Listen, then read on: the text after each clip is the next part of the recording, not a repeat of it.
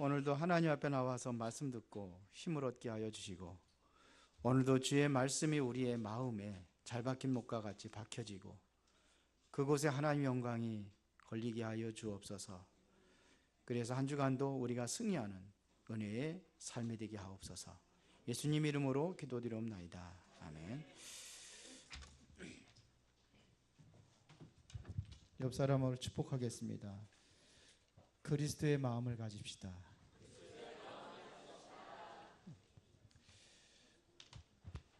여러분들이 정말로 하나님의 말씀을 따라간다고 한다면 실패할 수가 없습니다.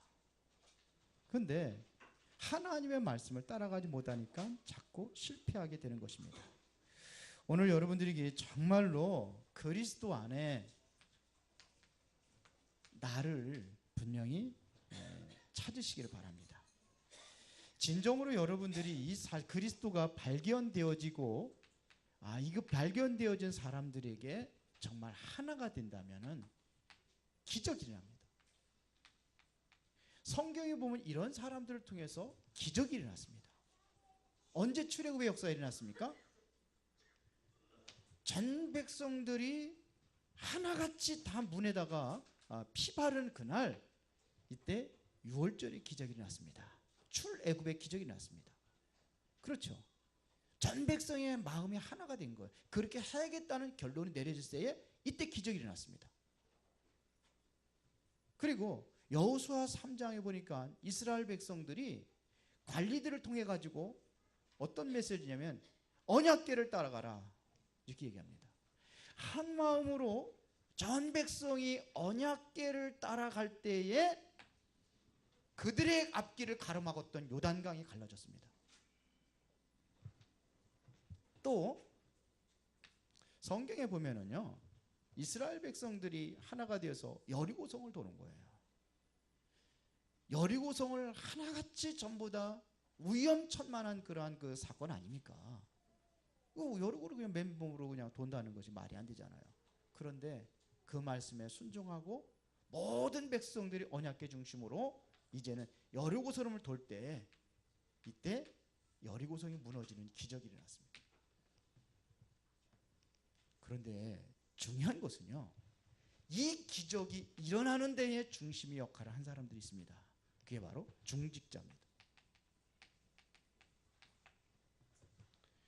모세에게 하나님께 나타나가지고 뭘 얘기했냐면요, 이스라엘 백성들을 애굽에서 구해와라 이거예요. 근데 누구한테 그걸 말을 하냐? 바로 왕한테 말을 해요. 그리고 장로들에게 말하라 그래요. 장로들에게. 장로들은 누구에게요? 백성들에게 말하라. 거기에 어디가 있어서 중직자들이 있었어요. 언약궤를 따라가라. 여호수아 3장에 보니까는 관리들이 진중에 두루 다니면서 언약궤를 따라가라 이렇게 얘기합니다. 그게 누굽니까? 중직자입니다. 여기도 마찬가지입니다. 누굽니까? 중직자입니다. 사도행전 1장 14절에 보니까 이스라엘 백성들이 하나가 되어서 오로지 기도에 힘썼다고 했습니다. 예수님께 주신 말씀 붙잡고, 이제 예수님이 승천하셨고 그 약속의 말씀 붙잡고 오로지 기도에 힘쓸 때에 이들에게 기적이 일어났습니다. 어떤 기적이 일어났습니까? 바람 같은 불 같은 성령 역사가 일어나니까 죽음을 초월해서 복음을 전하기 시작합니다. 이게 어디까냐? 로마까지 복음 증거되는 역사가 일어났습니다. 세계 복음화 역사의 중요한 일꾼들이 바로 이들이 중직자입니다. 생명 걸고 모인 사람들이 중직자들입니다. 이들이 팀이 구성이 돼가지고 결국 뭐냐면 선교의 문을 열게 되죠. 안디옥 교회입니다. 이들을 중심으로 해가지고 로마 복음화를 일으킵니다. 로마서 16장 일꾼들입니다. 이게 다 중직자들입니다. 그러면 나의 정체성을 찾아야 돼요. 중직자들이. 10시에 중직자 모임 하는데 오늘 애매한 사람들만 혼나고 야단 맞았는데 안 모인 사람들 때문에. 중직자 왜 했습니까? 내 마음대로 신앙생활 하려면 중직자 왜 했습니까? 그냥 평신도로 남아있지. 왜 해서요? 이유가 있어야 되는 거예요. 중직자의 정체성을 모르면 세계복음화라는 언약을 붙잡고 우리가 함께 가는데 우리 은혜로운 길은 뒤처지게 되어 있습니다. 왜 영상의 뉴스를 오후에보다도 오전으로 옮겼냐? 다 같이 보라고. 세계의 흐름 속에 같이 들어가자고. 그래서 지난번에 제가 혼자 결정한 게 아니에요. 장로님들 모여가지고 같이 얘기했습니다. 이 속에 들어가자고. 나는 피곤하고 힘들어서 아침에 일찍 나오기 힘들어요. 예, 맞아요. 9시에 나와서 주일학교하고 학생부 하는 사람들도 있어요. 새벽 예배 나와서 하라 그러면 새벽 예배는 모여야 되는 게 중직자예요. 그런데 새벽 예배 모이라는 것도 아니고, 제가 요즘에 지금 하나님 앞에 기부 묵상을 많이 하는데 제 마음에 목회의 실패자라는 그런 생각이 자꾸 들어요. 왜 그러냐? 복음 안에서 원네스가 되게 못하는데 그게 무슨 목회 성공한 거냐? 그래서 하나님께 자꾸 이제부터라도 제대로 하라, 이런 음성이 저에게 들려요. 제대로 해라. 한 번도 야단치고 책망할 줄도 몰랐고 그랬는데 이게 안 되는 거예요. 어떻게 보면 내 마음대로 신앙생활을 하고 있다는 생각이 들어요. 훈련 받으려면 몇십만 원씩 내고서 훈련 가는데 예배에는 소홀해요. 아닌데 그런 생각이 들어요. 예배는 모든 게 중요합니다. 응답은 세계복음화라는 한 틀을 가지고 가기 위해서 본부 모임에 가는 거고, 진짜 중요하고 예배 응답받을 것은 강단입니다. 그런데 강단은 소홀히 여기는 거죠. 저녁 예배는 아예 그냥 전멸이에요. 전멸. 마지막 때가 되면 모이기를 패하는 어리석은 자들이 되지 말라고 히브리서 10장에 나와 있는데, 야, 어리석은 사람들을 만드는 게 아닌가. 우리는 구별된 사람입니다. 다른 사람들입니다. 달라야 됩니다. 많은 사람들이 가는 길 그렇게 따라가면 안 됩니다. 그 예수님께는 좁은 길로 가라갑니다. 그 길이 좁고 협잡해서 많은 사람들이 따르지 않는다. 그러나 그 길이 생명의 길이요, 그 길이 바로 하나님의 축복의 길이다. 예수님께서 그렇게 말씀하셨어요. 여기에 정말 발견하시기 바랍니다. 그러면 우리가 어떻게 하나가 될 수 있느냐?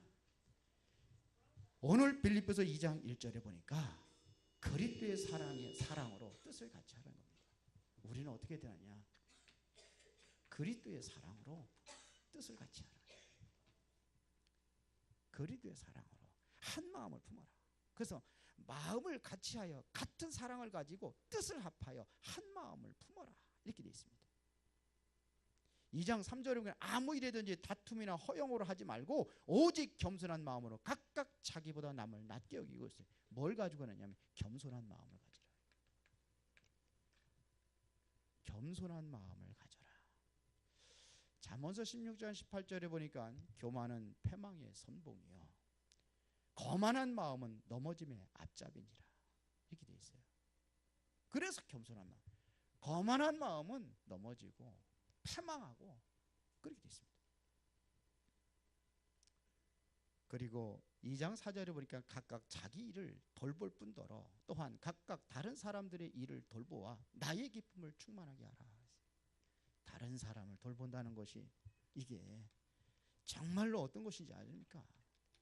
다른 사람, 정말로 실족하고 있는 사람, 정말로 힘없고 무기력해 살아가는 인생, 그 사람들을 돌보는 자들에게는 하나님, 나에게 기쁨이 되고 하나님의 기쁨이 되는 거예요. 그래야 하나가 될 수 있어요. 겸손하지 못한데 무슨 하나가 될 수 있습니다. 그리스도의 사랑을 알고 내가 그리스도 안에 들어갈 때, 이 사랑 안에서 하나가 될 수가 있는 거예요. 그래야 다른 사람을 돌보고 약한 자들을 같이 힘을 같이 해서 그러잖아요. 우리 군대 가면은 단체 생활 하잖아요.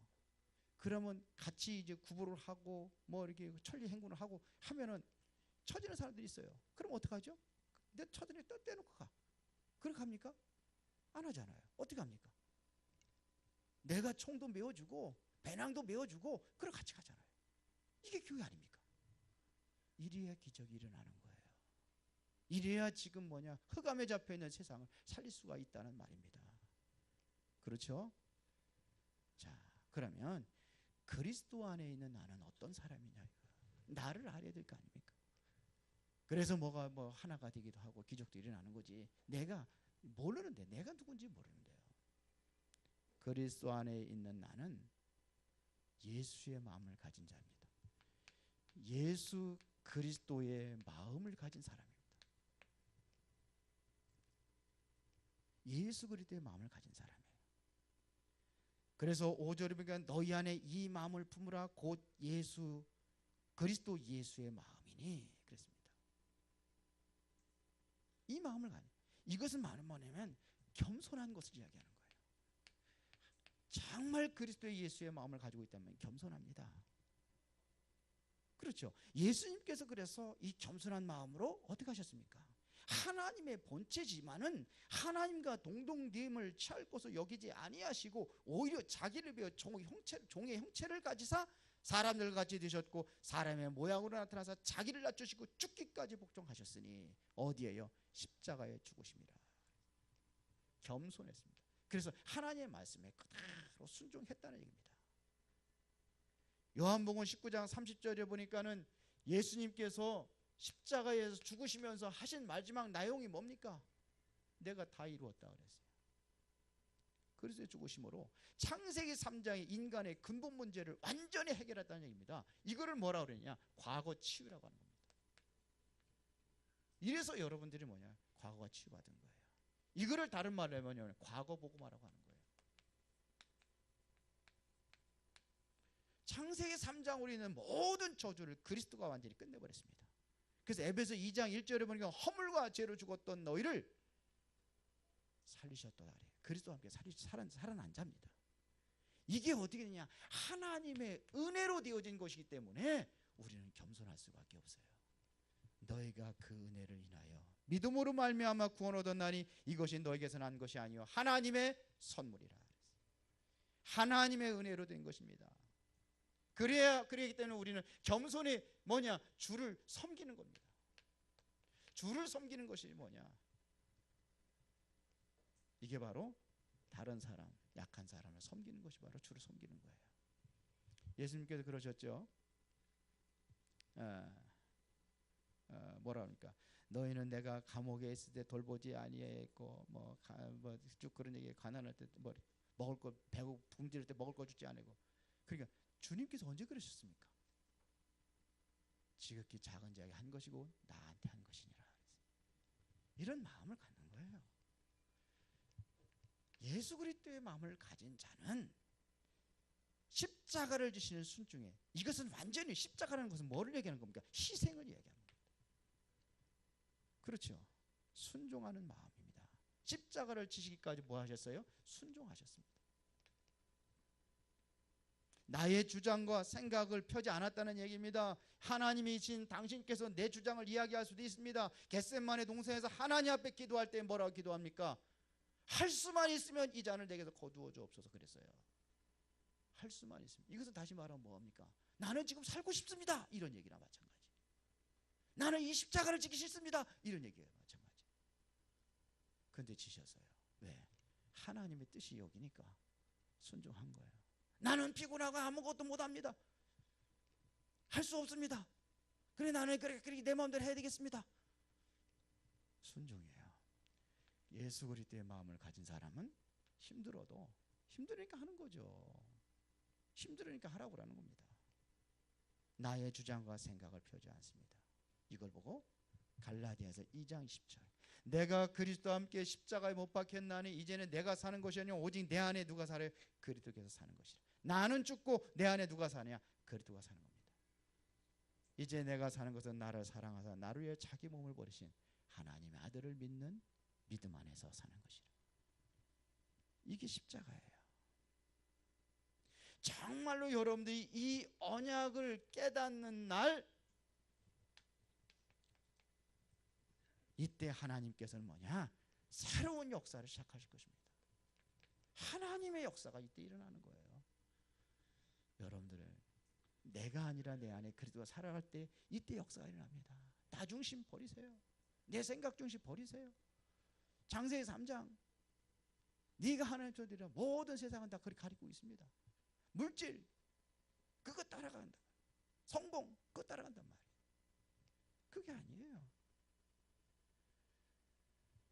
하나님의 역사가 출애굽 10가지 애굽의 재앙을 내리고 하나님께서 광야로 다 이제 해방 이제 출애굽해 가지고 나와서 삼절기를 설명합니다. 그것이 뭘 얘기하는 겁니까? 피 바르는 날 빠져나왔지 않느냐. 그 6월절이에요. 오순절은 뭡니까? 맥주절은 하나님께 늘 인도하고 있지 않느냐. 수장절은 뭡니까? 천국 보장해놨다. 이런 얘기예요. 이거를 가리키고 있는 게 바로 삼절기입니다. 그러면서 뭐냐? 성막을 지어라. 하나님은 말도 안 되는 소리를 하셔요. 지금도 어쩌면 이건 나하고 안 맞습니다 그런 사람이 있을 거예요. 말도 안 되는 소리 하신다니까.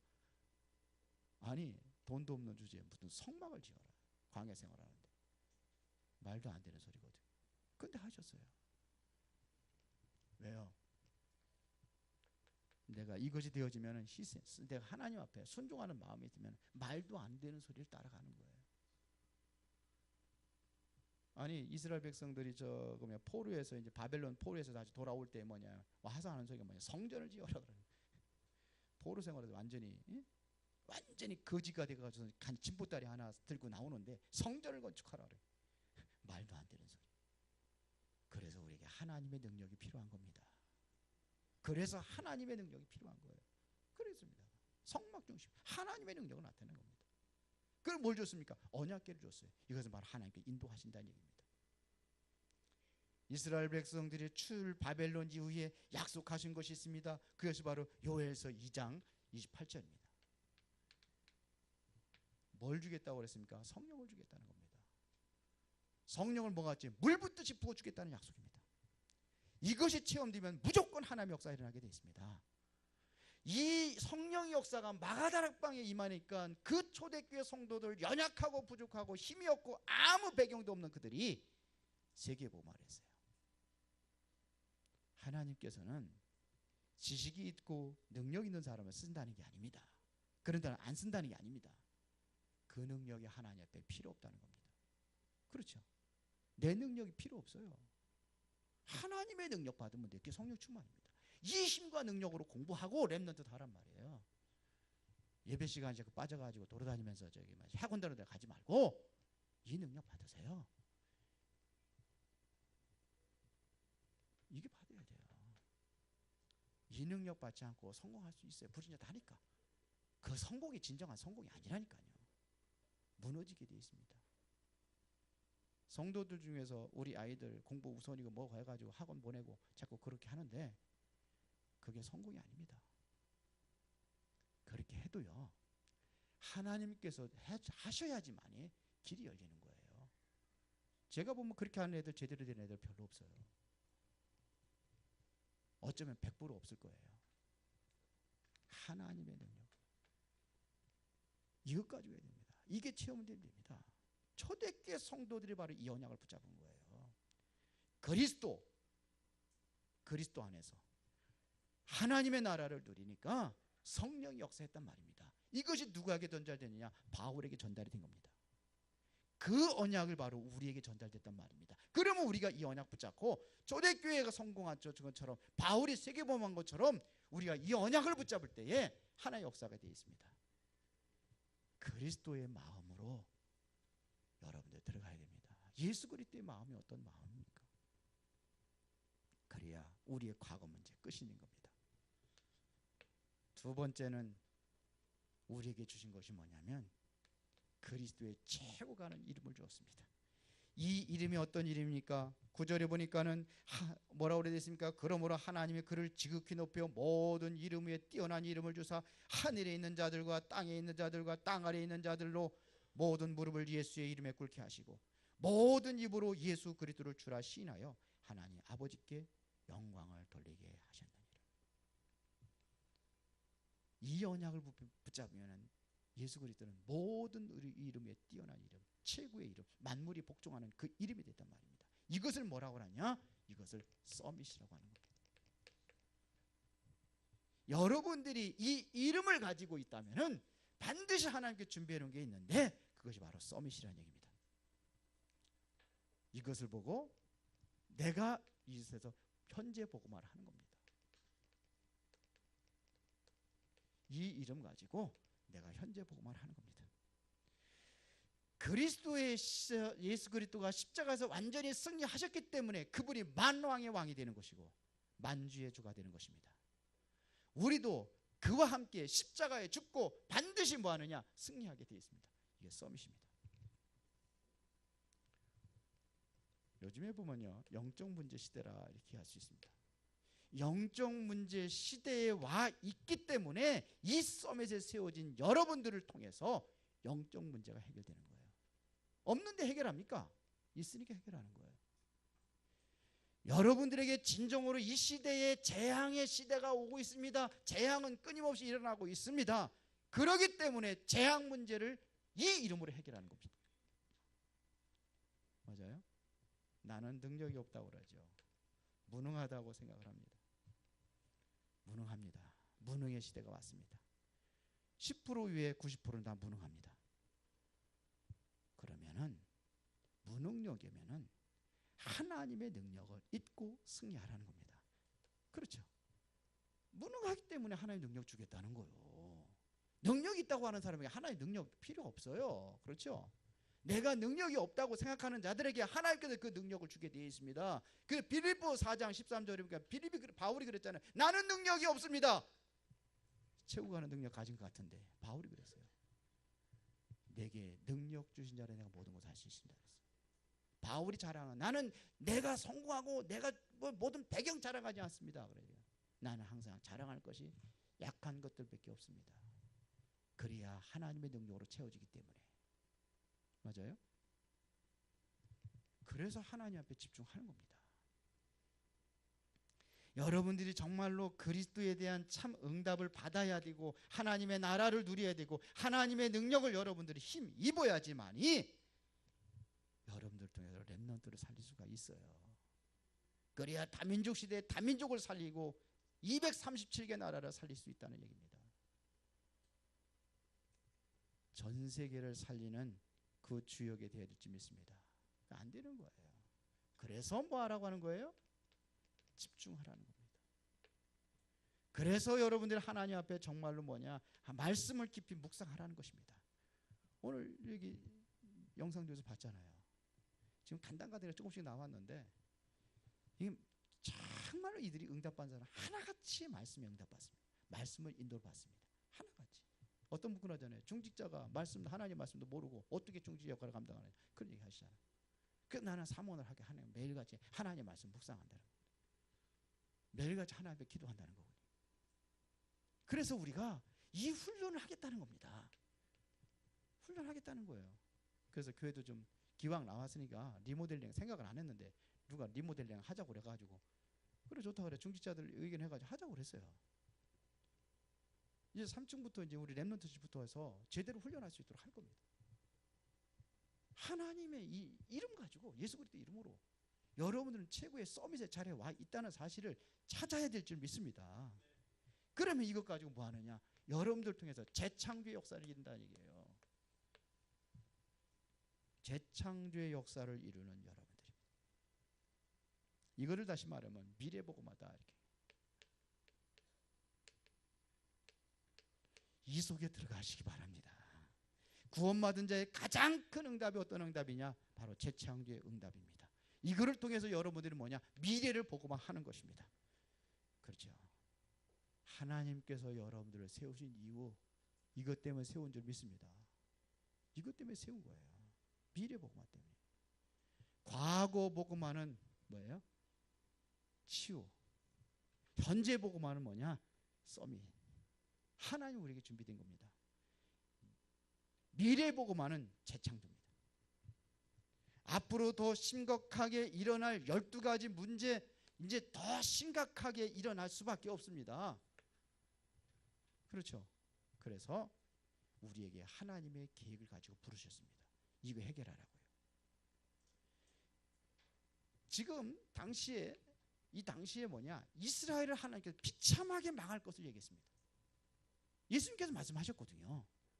망할 것이라는 걸 얘기했어요. 예루살렘 성전이 불타버릴 걸 얘기했습니다. 그리고 뭐냐? 완전히 망할 것을 얘기했어요. 그런데 그래 그랬잖아요. AD 70년에 로마가 무너질 거 얘기했습니다. 마게도냐의 전쟁과 재앙이 계속해서 일어날 것이고 로마의 재앙이 일어날 것을 얘기했단 말입니다. 그런데 그렇게 됐잖아요. 여기서 우리는 모든 재앙에서 살아남을 수 있어야 되는 거예요. 오히려 뭐 하느냐? 이 재앙을 막는 자들로 하나님께서 우리를 부르신 줄로 믿습니다.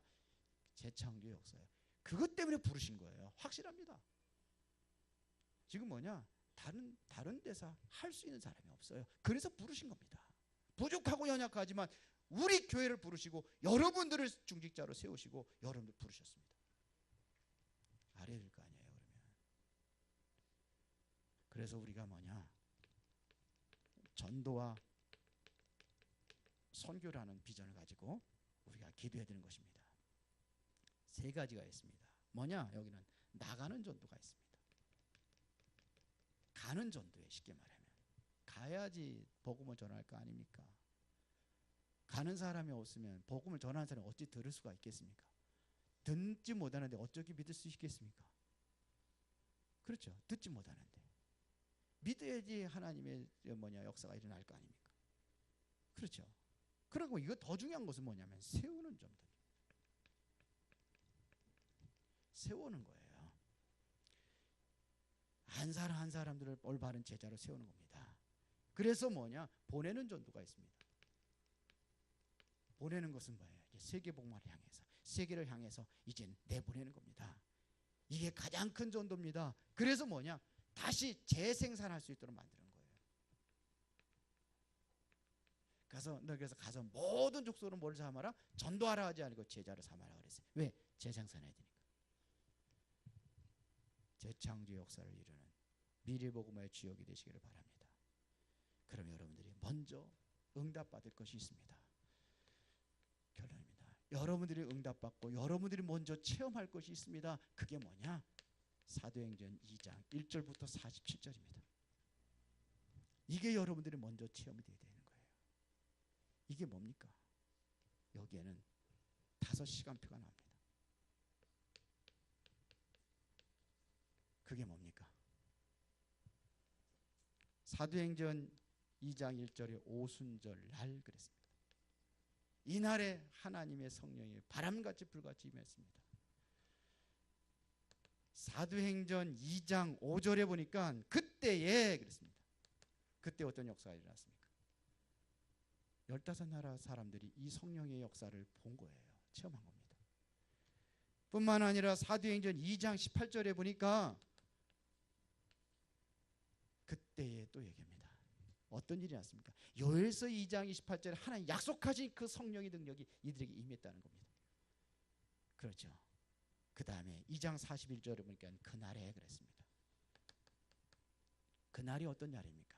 3,000명의 제자들이 났습니다. 46절에 보니까는 날마다 이런 얘기를 합니다. 날마다 오순절 날에 이때 뭐냐? 5시간표, 5 능력이 나타나는 거예요. 오순절 날에 무슨 능력이 나타났습니까? 성령의 능력이 그들에게 나타났습니다. 성령의 역사가 일어났단 말입니다. 2장 5절에 보니까는 뭐냐? 이제 선교의 문이 열렸습니다. 선교의 역사가 일어난 거예요. 그렇죠. 성령의 역사가 일어난 거예요. 15나라 문이 열렸습니다. 15나라. 그렇죠. 그러니까 뭐냐면 말씀이 성취된 거예요. 이게 바로 참 응답이 일어났다는 거예요. 말씀의 역사가 일어난 거예요. 그러니까 2장 41절에 뭡니까 이게? 이제 드디어 어떤 문이 열렸습니까? 이 제자들 통해서 지역의 변화가 역사를 나는 거예요. 이것뿐만 아니라 뭐냐? 경제가 회복이 되는 거예요. 이것을 5가지 힘이라고 하는 거죠. 그러면 5가지 문이 열리기 시작합니다. 하늘 문이 열렸습니다. 이게 무슨 문입니까? 전도와 선교의 문이 열렸습니다. 그리고 뭐냐? 응답의 문이 열렸습니다. 제자의 문이 열렸습니다. 그뿐만 아니라 여러분들이 좋아하는 경제 축복이 일어납니다. 전도의 문이 열렸습니다. 지역 살리는 문, 지역 살리는 전도. 그러니까 가는 곳마다 역사가 일어나는 거예요. 우리가 이 축복이 일어나야 될 줄 믿습니다. 5가지 하나님의 시간표. 이 능력과 이 문이 열려지는 그게 우리가 체험이 돼야 되겠어요. 그러면서 뭐냐? 두 번째 체험할 것이 바로 사도행전 2장 19절부터 30절입니다. 안디옥 교회가 세워졌습니다. 이들을 통해서 어떤 역사가 일어납니까? 안디옥 교회를 통해서 이제는 뭐냐? 세계 선교의 축복을 체험하게 되는 겁니다. 이 축복을 체험하는 거예요. 그랬더니 하나님의 손이 그들에게 함께했다. 하나님의 은혜가 그들에게 보였다. 그러니까 제자들이 일어났습니다. 그뿐만 아니라 경제 축복을 누렸습니다. 세 번째 우리가 체험해야 될 것이 뭐냐? 로마서 16장 1절부터 27절입니다. 전도자를 중심으로 해서 이들이 하나가 된 거예요. 어떤 사람은 전도자의 식주인이 되고, 어떤 사람들은 보호자가 되고, 어떤 사람은 동역자가 되고, 사랑받는 자, 친척받는 자, 인정받는 자, 이렇게 친척처럼. 이래서 뭐냐? 완전히 하나가 됐습니다. 이게 응답이 되고 체험이 될 때 이런 사람들을 통해서 누구라고 하느냐? 히브리서 11장 38절에 세상이 감당할 수 없는 사람이라 그랬어요. 톱으로 켜 죽이고 돌로 쳐 죽이고 그래도 그걸로다가 막을 수 없었더라, 이런 얘기예요. 그래야 우리가 세계공화해야 되기 때문에 내가 누구인지를 바로 알고 이 응답을 누리기를 진심으로 축원합니다. 전능하시고 살아계신 아버지 하나님, 감사합니다. 오늘 소중한 하나님의 응답을 누리기를 원합니다. 하나님이 나에게 주신 그리스도의 은혜와 축복을 발견하고 그 응답을 누리게 하여 주옵소서. 예수님 이름으로 기도드리옵나이다.